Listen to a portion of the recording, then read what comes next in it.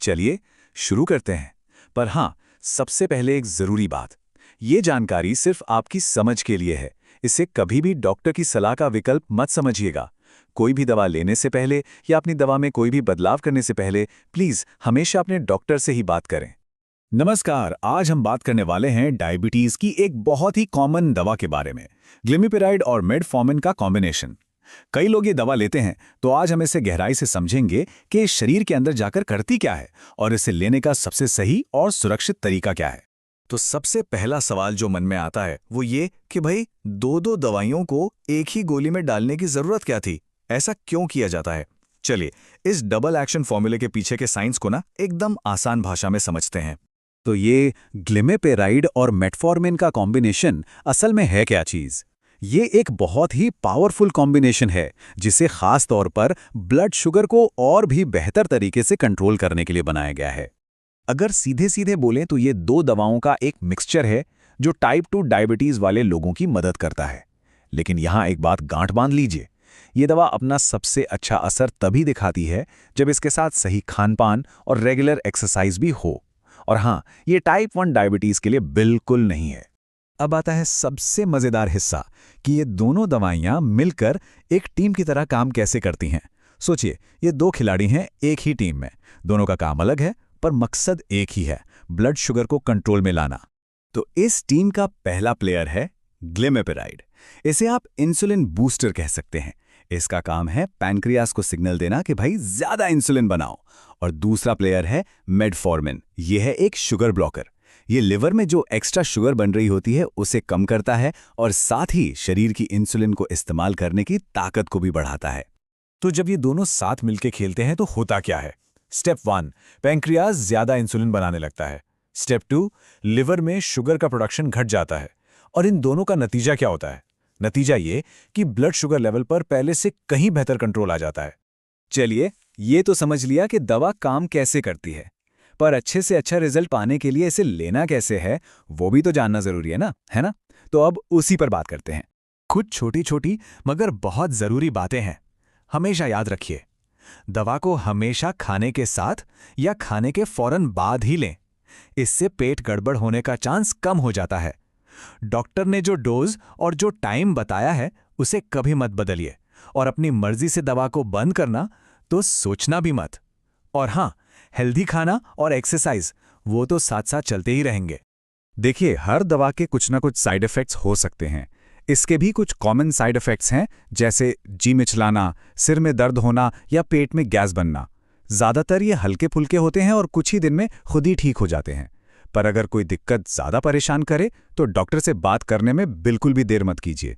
अब आते हैं उस हिस्से पर जिस पर आपको खास ध्यान देना है। ये कुछ वार्निंग साइन हैं जिन्हें अगर आप पहचान लेंगे तो किसी भी बड़ी मुश्किल से बच सकते हैं। इन्हें बिल्कुल भी नज़रअंदाज नहीं करना है। वैसे तो ये दवा काफ़ी सेफ है, लेकिन इसके दो ऐसे साइड इफ़ेक्ट्स हैं जो होते तो बहुत कम लोगों को हैं, पर अगर हों तो काफ़ी सीरियस हो सकते हैं। इसलिए इनके लक्षणों को पहचानना और सही टाइम पर एक्शन लेना बहुत बहुत ज़रूरी है। पहला खतरा है हाइपोग्लाइसीमिया, मतलब ब्लड शुगर का अचानक बहुत ज़्यादा नीचे चले जाना। इसके लक्षण हैं एकदम से तेज़ पसीना आना, हाथ पैर कांपना या दिल की धड़कन तेज़ हो जाना। ऐसा अक्सर तब होता है जब आप खाना छोड़ दें या ज़रूरत से ज़्यादा कसरत कर लें।